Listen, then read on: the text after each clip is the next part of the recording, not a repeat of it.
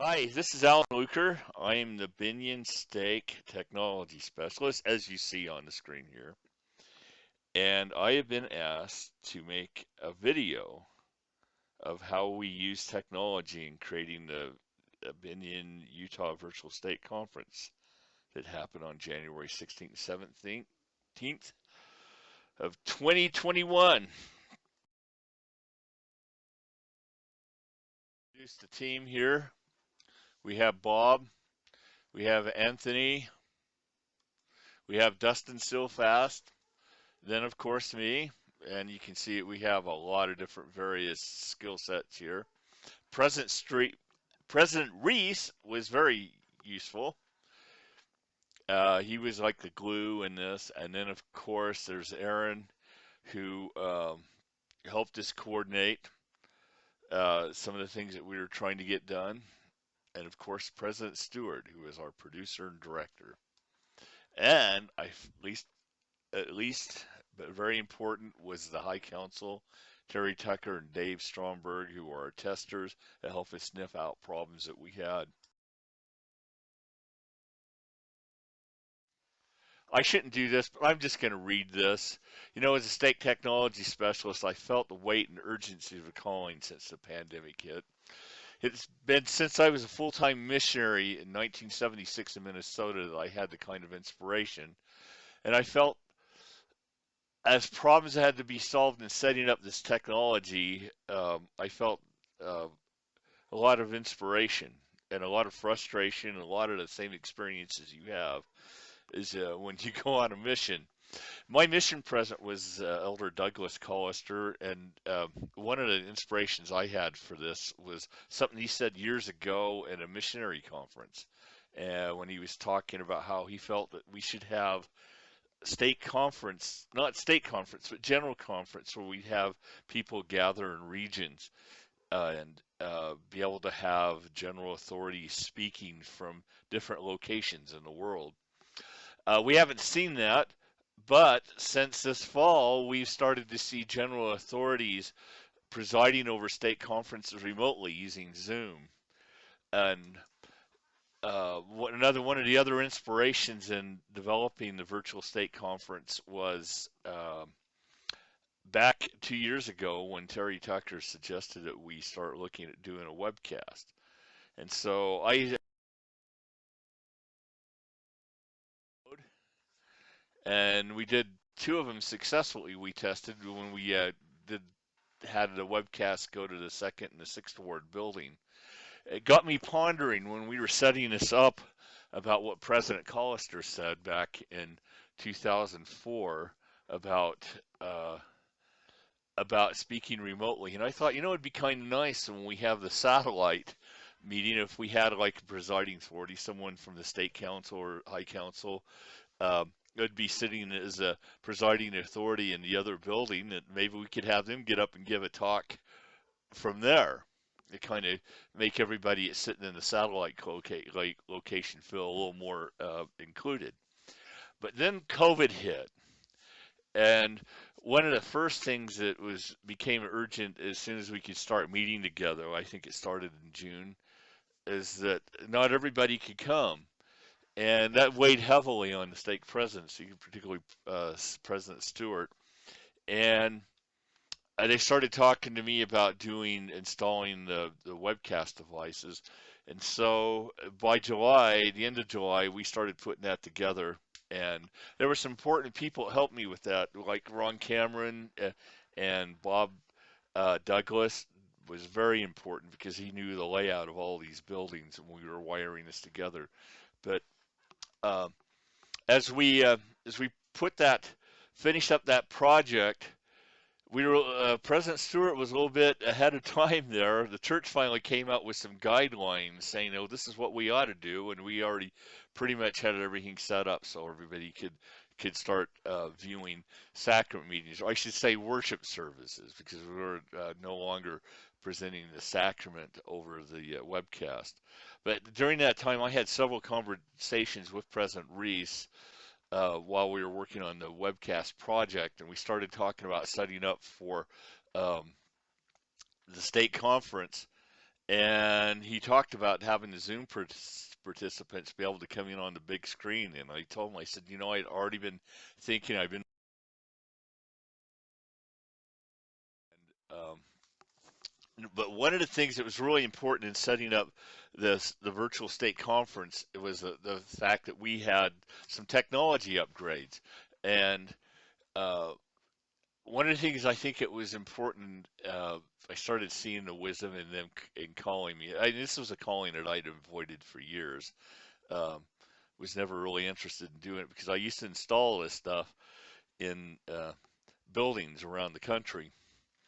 But when it came time to look at the plans, my experience with this stuff was very valuable. Several things, but I want you to see the core technology. It's in the Bennion Stake Center. This is sitting in the stake workroom. Um, these are some of the things that helped with our virtual stake conference is the Extron video switch and the HDMI video distribution amp, the HDMI patch panel, which is where I have a couple of things we have running up to the rostrum up on the chapel. Um, of course, the Teradek Pro, our webcast for the general session and all the sessions it was involved in.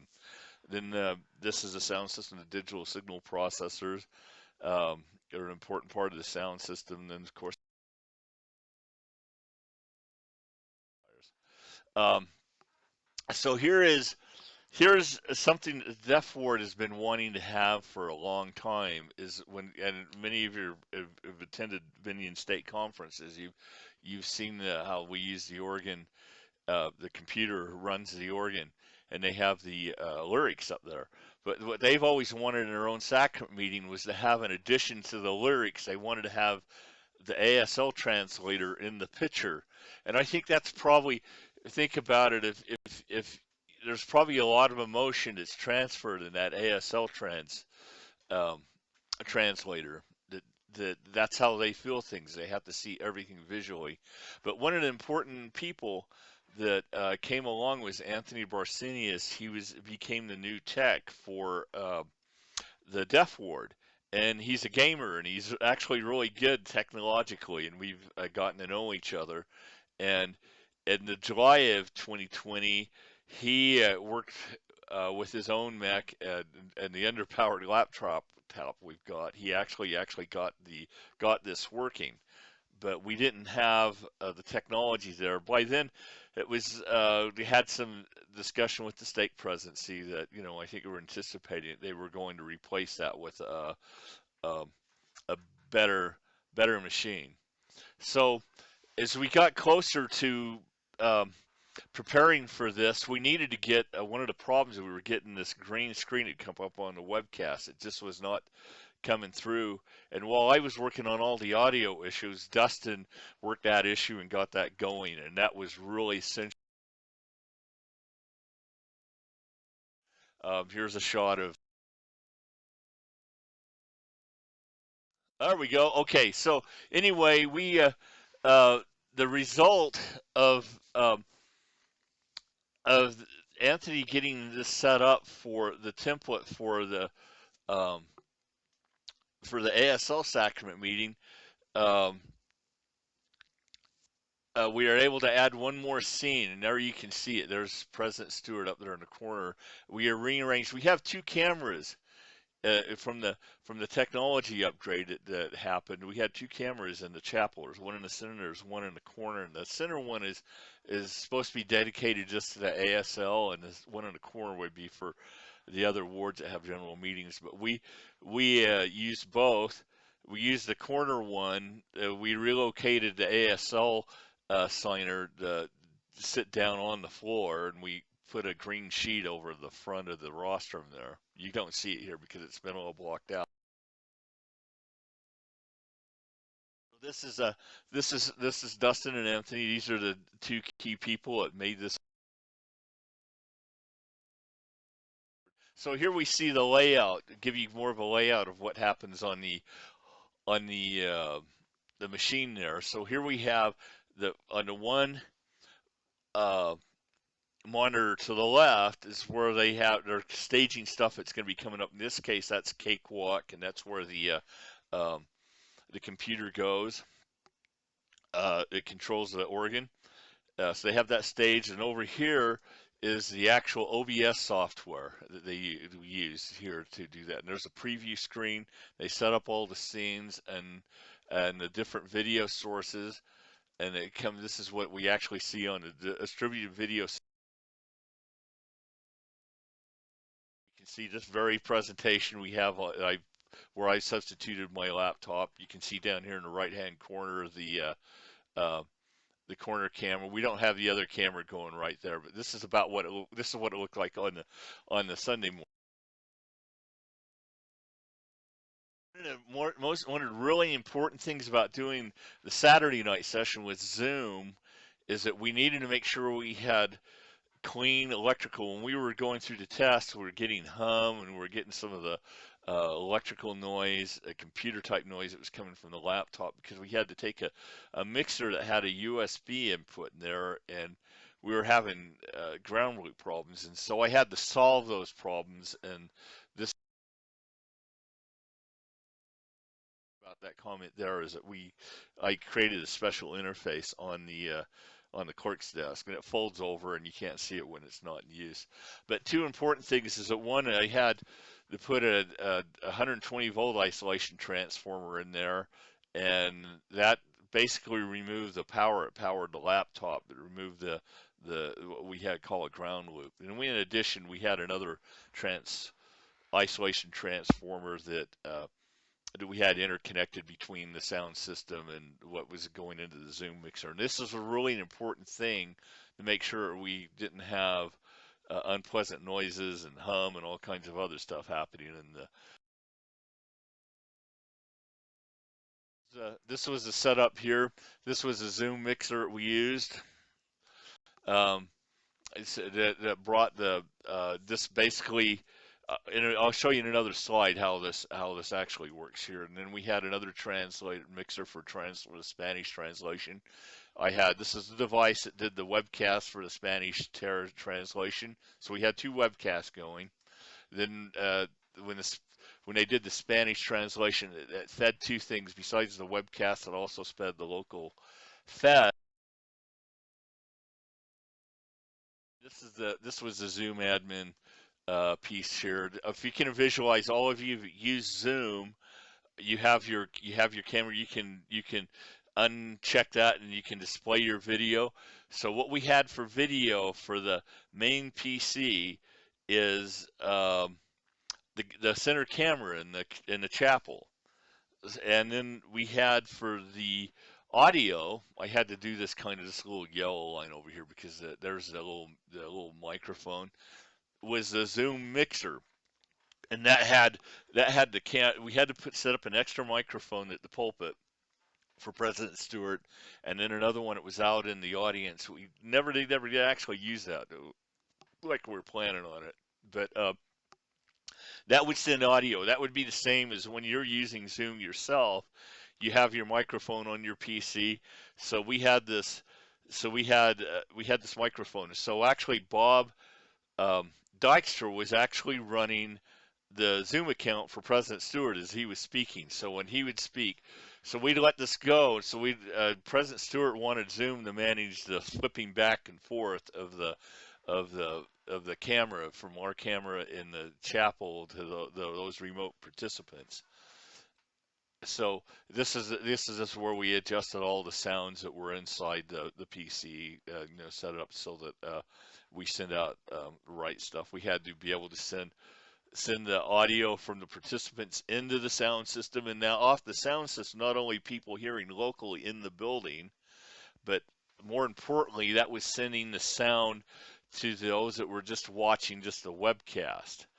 Um, that they were able to get the sound coming over the webcast.